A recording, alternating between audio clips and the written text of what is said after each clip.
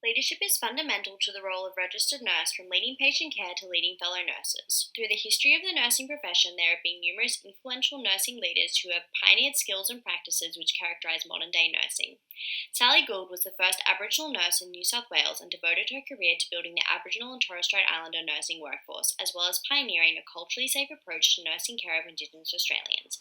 She is a trailblazer and nurse leader who radically altered the nursing profession in Australia. Sally Goold is a proud Wiradjuri woman.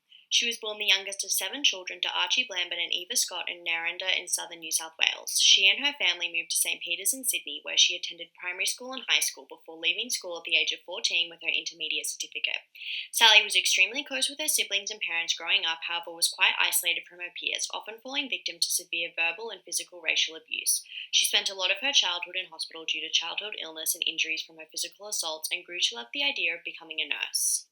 At the age of 16, Sally and her mother attended an interview for the General Nurse Training Program at Royal Prince Alfred Hospital, for which she was accepted. Sally then became the first Aboriginal nurse in New South Wales. Sally was first employed at RPA before completing her obstetric nursing certificate and working as a senior nurse at King George V Memorial Hospital. In 1971, Sally was approached by Mary Woman Dulcie Flower and surgeon Fred Hollows to establish the Aboriginal Medical Service in Redfern. Sally then moved to Queensland and completed further tertiary education, working as an educator and lecturer. In 1997, Sally founded the Congress of Aboriginal and Torres Strait Islander Nurses and continued to encourage the development of Aboriginal and Torres Strait Islander workforce in Australia. Some of Sally Gould's most significant accolades include her Order of Australia Medal, Royal College of Nursing Queensland Distinguished Nursing Award, Doctor of Nursing Honoris Causa, and her Senior Australian of the Year Award.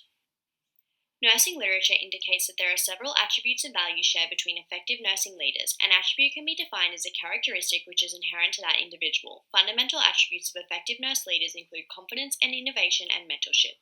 In contrast, values are defined as a set of beliefs and concepts derived from knowledge, experience, and aspiration. Nursing values, which are fundamental to effective leadership, include integrity, accountability, and commitment to continuing professional development.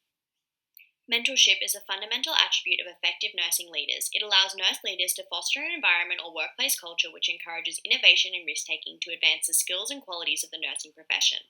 By rejecting the status quo and pursuing a career as the first Aboriginal nurse in New South Wales, Sally Gould displayed innovative and risk-taking behaviour, role modelling this behaviour to future generations of Aboriginal Torres Strait Islander nurses, thus demonstrating mentorship. Mentoring also allows nurse leaders to build a strong future nursing workforce, providing an instrument through which they can share their vision for the future of the nursing profession. Throughout her career, Sally Gould took on numerous mentor roles, from being a clinical educator and lecturer to founding the Congress of Aboriginal and Torres Strait Islander Nurses.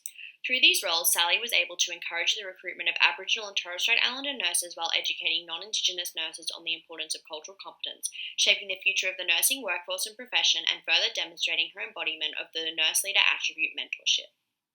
Similarly, commitment to continuing professional development is a fundamental value of nursing leaders. It provides nurse leaders with the skills and confidence to pioneer change within their workplace and across the greater nursing profession, whilst advancing their clinical practice and role modelling skill development behaviour to their peers. Following her attainment of a general nursing certificate at Royal Prince Alfred Hospital, Sally Gould continued to develop her professional practice, completing obstetrical nurse training, a diploma in nurse education specialising in cardiothoracic and coronary care, and a bachelor and master's degree in nursing. Her commitment to lifelong learning enabled her to educate future generations of nursing students and role model skill development and tertiary education to Indigenous and non-Indigenous nurses across the country, hence demonstrating her commitment to continuing professional development. Additionally, commitment to continuing professional development encourages nurse leaders to undertake their own research and influence evidence-based practice within the profession. After years of experience as a nurse and nurse educator, whereas an Indigenous woman she was a minority in her profession, Sally conducted her own research through the thesis entitled "Why Are There So Few Aboriginal Registered Nurses?" This research pushed Sally to work against the discrimination and racism within healthcare and encourage the recruitment and retention of Indigenous nurses through the establishment of CAPSIN, moreover demonstrating how she lived the nursing value of commitment to continuing professional development. As a trailblazer and nursing leader, Sally Gould made several significant contributions to the nursing profession, including establishing the first Aboriginal medical service and founding the Congress of Aboriginal and Torres Strait Islander Nurses. In 1971, Sally was approached by Aboriginal health worker Dulcie Flower and surgeon Fred Hollows to help establish a holistic primary healthcare service aimed towards the Aboriginal and Torres Strait Islander community. Over the first 3 years, the AMS Redfern grew from a small health service staffed by volunteers to a large multidisciplinary health clinic funded by the federal government. The AMS Redfern was the first of what is now over 150 Aboriginal community-controlled health services within Australia, changing the way Indigenous Australians access primary health care.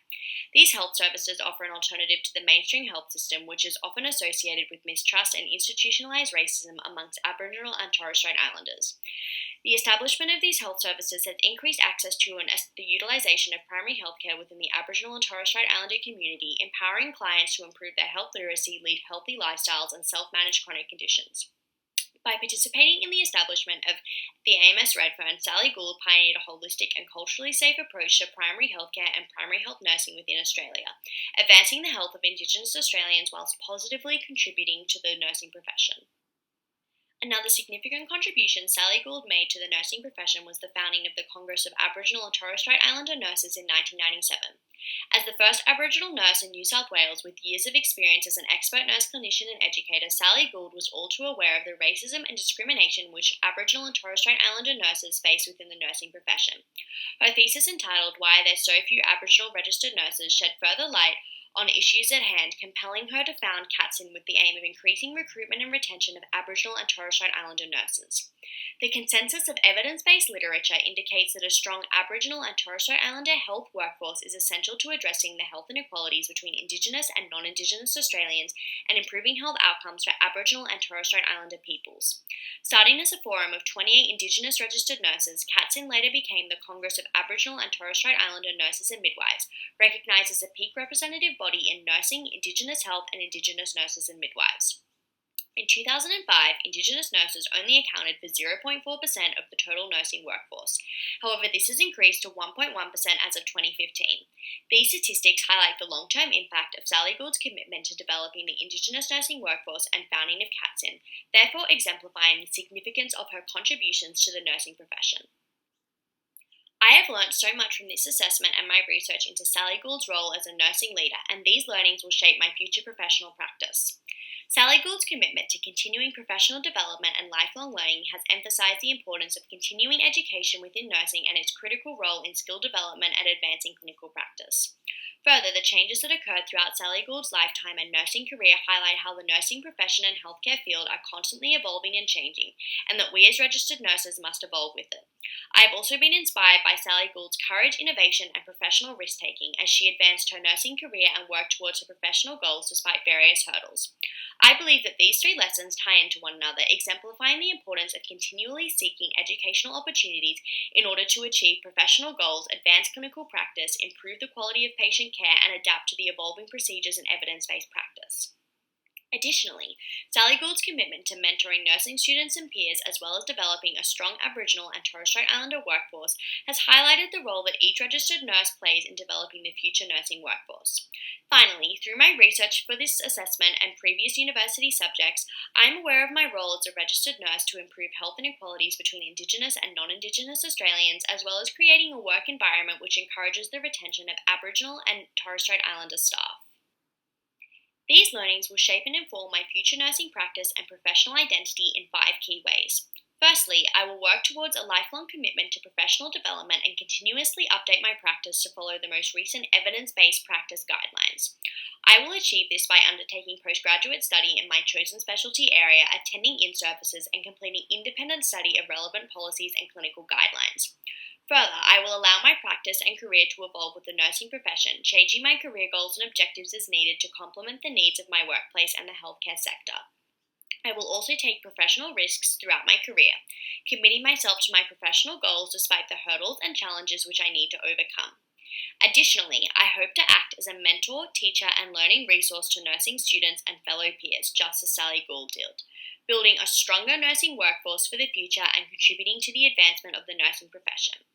Finally, I will consistently reflect on my inner bias and work to create a culturally safe environment for Indigenous Australians to work and receive healthcare. Moreover, Sally Gould is a trailblazer and leader of the Australian nursing profession, utilising her attributes and values, including mentorship and commitment to continuing professional development, to pioneer culturally safe primary nursing care in Australia, and to build the Aboriginal and Torres Strait Islander nursing workforce. Her achievements and contributions to the nursing profession have inspired me and will inform my future professional identity as a registered nurse. Thank you for listening to my presentation, Lisa, and I hope you enjoyed it.